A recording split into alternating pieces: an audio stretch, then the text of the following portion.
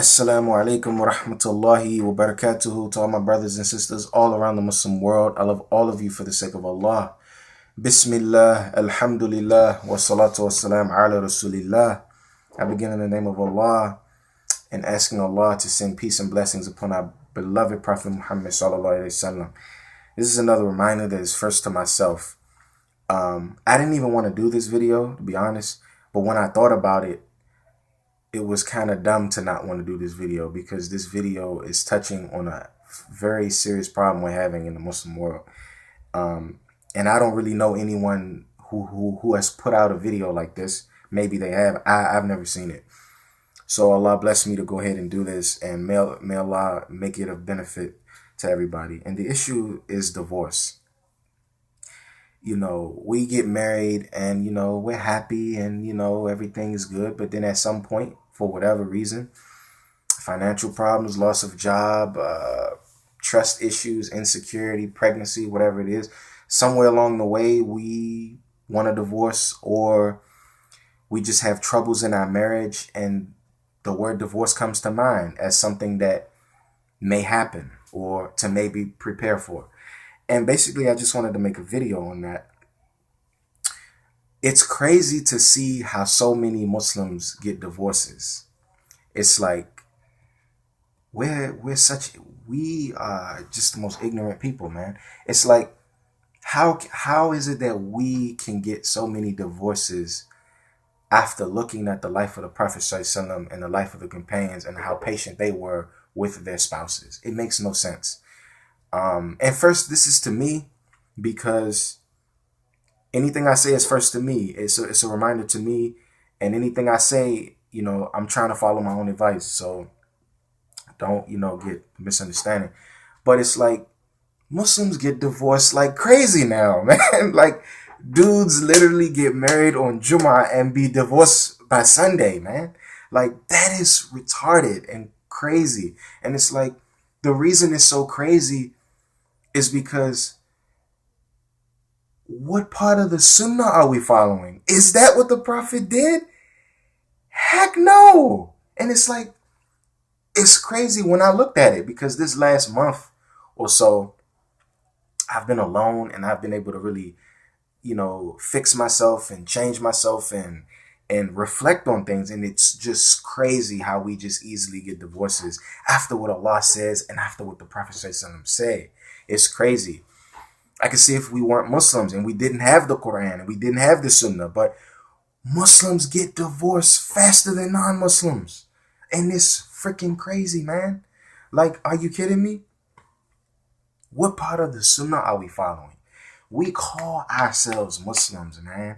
We are the biggest liars in the world, man. Us as Muslims, we are the biggest hypocrites and the biggest liars. We call ourselves Muslims. We say La ilaha illallah while having none of that statement in our actions. How you divorce a sister that you just married? Like, that doesn't make any sense. Now, don't get me wrong. If the sister lied about who she was, or you found out, you know, she had an STD, or, you know, just a bunch of wild, crazy stuff you end up finding out after you marry her, then I can understand that, because, you know, you were married under false, you were married from a false visual on this person. You didn't really know who this person was, turns out. But that's not why we getting divorced, man. We divorcing our wives because they talk back, because they yell, because they do dumb, stupid stuff that shouldn't even matter, man. And we're divorcing these women for dumb reasons. Think of the reason what is the real reason you're about to divorce your wife, homie? Really? Like, come on. What is the real reason you're about to divorce your wife? I guarantee you it's something stupid. For 80% of us, it's something stupid. It's something you shouldn't. It's something that the Prophet ﷺ wouldn't even think about divorcing his wives from. But we're doing it. We are divorcing our wives for dumb reasons. And it took this month for me really to look at my own self and to really, we are doing some stupid stuff here, man. When we look at the life of the Prophet ﷺ, his wives gave him a lot of issues, man. A lot of issues. Because they were women. regardless of how righteous his wives were, they were still females. They were still feminine.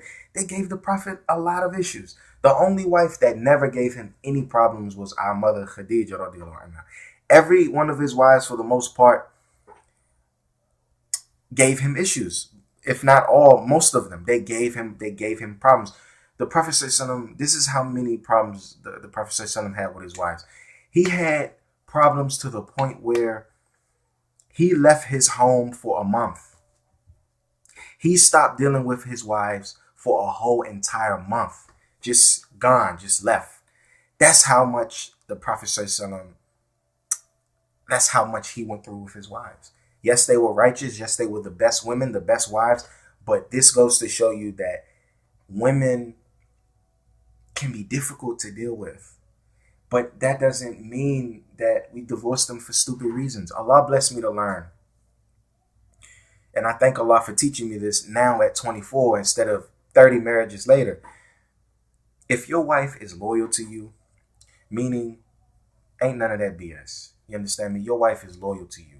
You ain't never got to worry about her trying to get another man's attention. You ain't never got to worry about her being intimate with another man, texting another man, thinking about another man.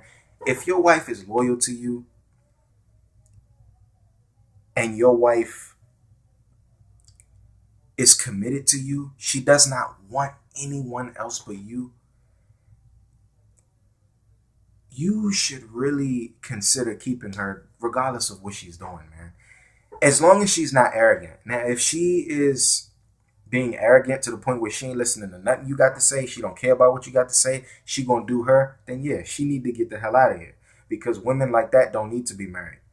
But if your wife is loyal to you and committed to you and truly does love you, man, you need to be patient with her and you need to forgive her. Whatever she did, just forgive it. Allah says in Surah An-Nur, don't you like basically that Allah would forgive you, so forgive others. Don't you want Allah to forgive you for what you did? Forgive your wife for what she did. As long as she is not betraying her loyalty to you, betraying her commitment to you, and is not arrogant to the point where you can't tell her anything and she's not listening at all to nothing you have to say, you should just forgive her. But the main thing we as husbands need to know, we have to make sure we're being a good example.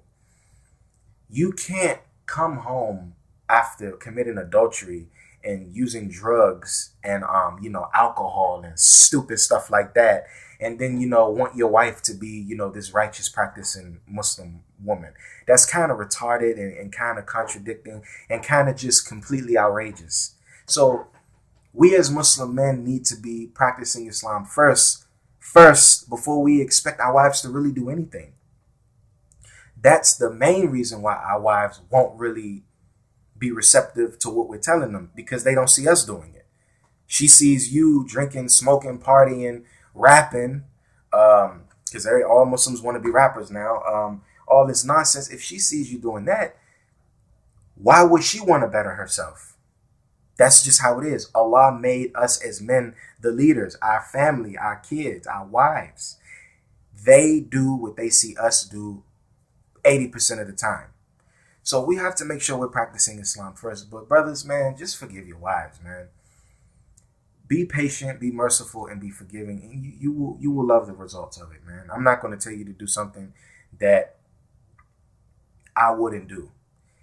Be patient, be merciful, and be forgiving to your wives, because they're going to yell, they're going to curse, they're going to get on your nerves, they're going to even physically harm you. Some women will punch you in your face, but in their weird little crazy way, that's just their way of telling you that they love you. That's their way of telling you that you hurt them. When your wife punch you in your nose, when she uppercut you, cross you, uppercut you again, and punch you in your nose and knock teeth out your mouth, that's her telling you, that's her saying, I love you, baby.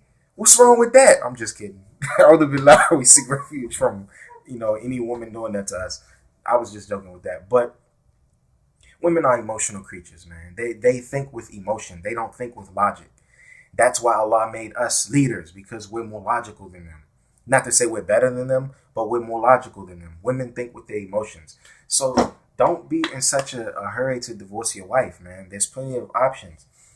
Leave her alone for 4 months. That's in the Quran, about leaving your wife alone for 4 months, having no contact with her, leaving her alone for 4 months. In that time, leave her with Allah for Allah to change her and to guide her and to rectify her affairs. Um, get counseling. Go to people you trust. Go to people who have successful marriages, because you be having dudes that been divorced like 8 times. Like I remember this dude that I used to know. His wife, he was such a bad husband, man. His wife picked up and just left. She was wrong. This is haram, but this is how much she couldn't deal with it. Her iman wasn't strong enough. She literally packed up everything, took her and the kids and the car and left, and he ain't seen her since, to my knowledge. So that's just to show you, to give you an example of how things can be. But get counseling from people who have successful marriages, people who have been married for years, still in love. They have good marriages. Go to them, get counseling, tell them about your situation. But stop being in haste to divorce your wives, brothers. This is not from the Sunnah.